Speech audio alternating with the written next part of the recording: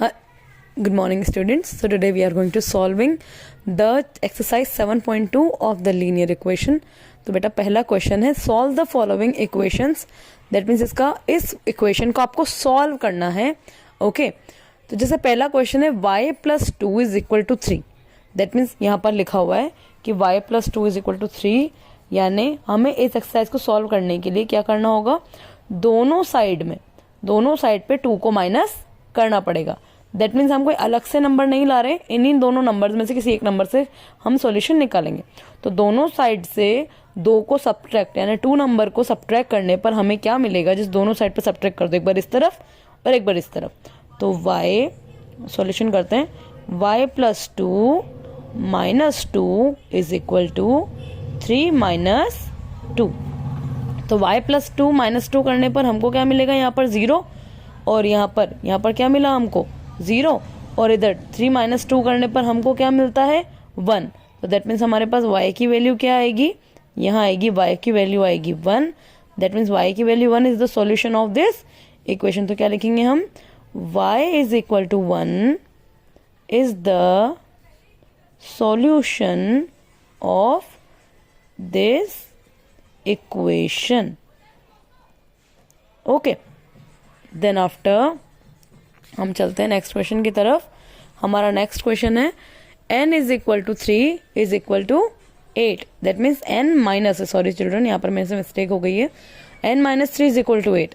तो यहाँ पर 8 कैसे आया, तो दैट मीन्स हम यहाँ पर क्या करेंगे, adding 3 to both sides of the equation. So what we gonna get is, that means यहाँ पर क्या करेंगे हम, n minus 3 plus 8 is equal to 8 plus 3. यहाँ पर मतलब दोनों साइड पर हमको, जब हमने 3 को क्या करा, सॉरी चिल्ड्रन ये मेरे से रॉन्ग हो गया है, यहाँ पर क्या करेंगे, हम दोनों साइड पे 3 को प्लस करेंगे, यानी n minus 3 plus 3 is equal to 8 plus 3. तो 3 प्लस 3 करने पर हमको क्या मिलता है, यहाँ पर 3 प्लस 3 इज इक्वल टू क्या होता है 9, और 8 प्लस 3 इज इक्वल टू 11. सो बेटा n की वैल्यू यहाँ आपको ध्यान रखना है कि आपको इधर की लेफ्ट हैंड साइड की वैल्यू से आपको कोई मतलब नहीं है, आपको पूरा का पूरा अंडरस्टैंडिंग करनी है राइट हैंड साइड की वैल्यू पे. तो राइट हैंड साइड में 8 प्लस 3 करने पर हमें क्या मिला 11. तो हम क्या लिखेंगे, यहाँ पर हम लिखेंगे n is equal to 11 is the solution of the equation. Okay next question पे चलते हैं, फोर्थ वाले क्वेश्चन पे जो थोड़ा टफ है. That means x minus 1 is equal to 2, यानी x minus 1 is equal to 2 मतलब दोनों साइड में आपको क्या गेट करोगे आप, यानी क्या ऐड करोगे, क्या सब्ट्रैक्ट करोगे कि आपको ये मिल जाए, इन दोनों का कोई नंबर मिल जाए. तो हम दोनों साइड पे अगर 1 को प्लस करते हैं तो हमें क्या मिलेगा, that means x minus 1 plus 1 is equal to 2 plus 1. तो यहाँ पर 2 प्लस 1 करने पर हमको क्या मिली, x की वैल्यू हमको मिली 3. दैट मीन्स x की value 3 is the solution of this equation तो चिल्ड्रन इसके जो बचे हुए 3 सम्स हैं, वो 3 सम्स आपको परफॉर्म करने नहीं आते हैं आपको, तो you will gonna tell me that ma'am ये क्वेश्चन मुझे समझ में नहीं आया. नेक्स्ट क्वेश्चन है solve the following equation and check the result. यानी इन इक्वेशन को आपको सॉल्व करके इनका रिजल्ट भी पता करना है.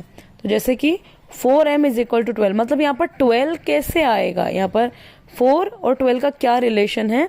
दैट मीन्स दोनों जो नंबर होते हैं वो कौन सी टेबल से डिवाइड या मल्टीप्लाई हो रहे हैं. तो इसकी हमको क्या करने पड़ेगा, दोनों साइड पे हम डिवाइड कर देते हैं, क्योंकि 4 की टेबल में 12 आता ही है. तो क्या लिखेंगे हम यहाँ पर, dividing both sides of the equation by 4, यानी बोथ साइड को आप 4 से डिवाइड कर देंगे. तो सॉल्यूशन में 4m upon 4 is equal to 12 upon 4. तो इधर को सॉल्व करने पर, राइट हैंड साइड को सॉल्व करने पर हमारे पास m की वैल्यू कितनी आती है 3. तो m की वैल्यू क्या होगी, इस गिवन इक्वेशन का सॉल्यूशन होगी. नेक्स्ट क्वेश्चन है 10p के लिए हमें बोथ साइड पे क्या करना पड़ेगा, इसको 10 से डिवाइड करना पड़ेगा, यानी 10p इज इक्वल टू 80. ये था पूरा क्वेश्चन कि 10p इज इक्वल टू 80. तो 10p इज इक्वल टू 80 मतलब यहाँ पर क्या इनमें रिलेशन है, तो दोनों को आप 10 से डिवाइड करके देखिए अगर आप बोथ साइड्स को, तो 10p/10 इज इक्वल टू 80/10। तो यहाँ पर 0 से 0 काटने पर हमको क्या मिलेगा, यहाँ पर हमको p की वैल्यू मिलेगी 8, और जो p की वैल्यू 8 आई है is the solution of the given equation. Okay, let's come to the third one.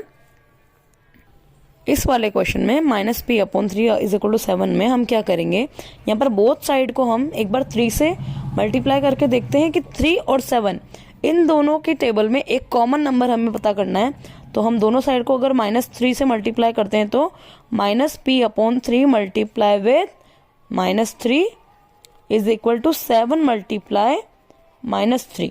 तो 7 मल्टीप्लाई -3 करने पर हमें क्या मिलता है, -21। तो ये -21 क्या है, p की वैल्यू। तो ये इस क्वेश्चन का, इस इक्वेशन का सॉल्यूशन होगा। तो आई होप चिल्ड्रन आपको ये फर्स्ट और सेकंड क्वेश्चन समझ में आए होंगे। Let's come to the third question. Next question है solve the following equation and verify the results. यानी आपको इस इक्वेशन को सॉल्व करके इसका रिजल्ट भी वेरीफाई करना है। तो कैसे करेंगे हम, इस सॉल्यूशन में आप अगर इस -5 की वैल्यू को इधर लेके जाते हो, यानी मैंने आपको पहले भी सिखाया था कि जो अल्फाबेटिकल वैल्यू होती है हम उसको साइड में रखते हुए नंबरिंग वैल्यू को इधर लेके जाते हैं। इसको हम प्रोसेस को कहते हैं ट्रांसपोजिशन। तो by transposition of -5 to the right hand side, यानी -5 को राइट हैंड साइड ले जाने पर हमें क्या मिला, 3x इज इक्वल टू, यानी माइनस की वैल्यू थी तो किस में बदल जाएगी, करेक्ट 4 की किसमें, प्लस की वैल्यू में। तो 4 + 5 हो जाएगा यहाँ पर। तो 4 + 5 कितना होता है, 9। तो 3x इज इक्वल टू 9। तो x की वैल्यू इधर रखने पर आपको पता है अल्फाबेटिकल वैल्यू लास्ट में अकेली रहती है और 3 इधर ट्रांसपोजिशन हो जाएगा। तो यहाँ पर क्या होगा, 9/3। तो 9/3 करने पर हमको क्या मिलेगी, x की वैल्यू, हमको मिलेगी x की वैल्यू 3। तो ये तो वो तरीका था जिसमें हम क्वेश्चन को सॉल्व करते हैं। ओके, अब लेकिन अगर इसका रिजल्ट आपको वेरीफाई करना है तो आप कैसे करेंगे इसके रिजल्ट को वेरीफाई। इसके रिजल्ट को वेरीफाई करने के लिए आप यहाँ पर क्या करेंगे, x की वैल्यू यानी 3 की x की वैल्यू यहाँ पर आप 3 मान लो, ठीक है। तो वेरीफाई करने के लिए हम क्या करेंगे यहाँ पर, आई थिंक मेरा पेन फिनिश हो गया है, गिव मी 1 मिनट। तो चिल्ड्रन इसको वेरीफाई करने के लिए हम x की वैल्यू को 3 मान लेंगे। तो x इज इक्वल टू अगर 3 है तो हम लिखेंगे 3x माइनस, क्या था हमारा क्वेश्चन, 3x माइनस, हमारा क्वेश्चन है 3x minus 5 is equal to 4। यानी 3 की वैल्यू, हम x की वैल्यू 3 मान रहे हैं तो मतलब 3 multiply with 3 minus 5 is equal to 4। तो 3 को 3 से करने पर हमें क्या मिलता है, 3 3 = 9 माइनस 5 इज इक्वल टू 4। तो 9 माइनस 5 इज इक्वल टू कितने मिलते हैं, 4। तो 4 इज इक्वल टू 4, यानी LHS और RHS बिल्कुल इक्वल है।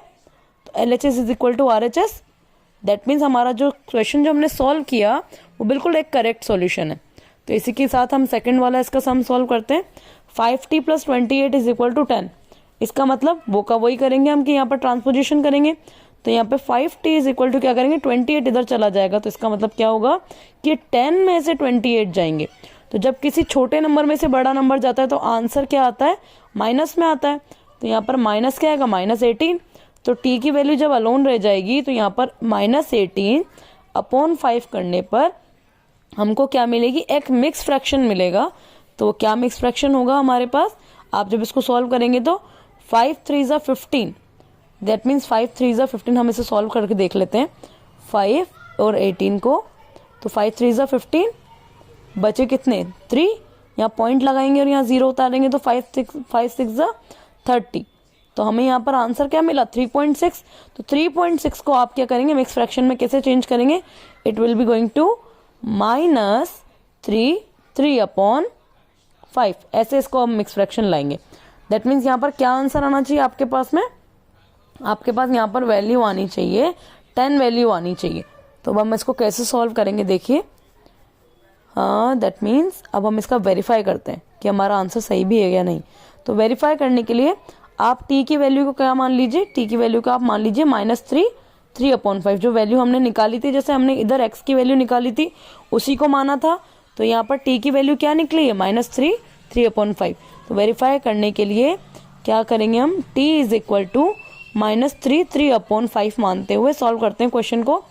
तो 5t + 28 इज इक्वल टू 10।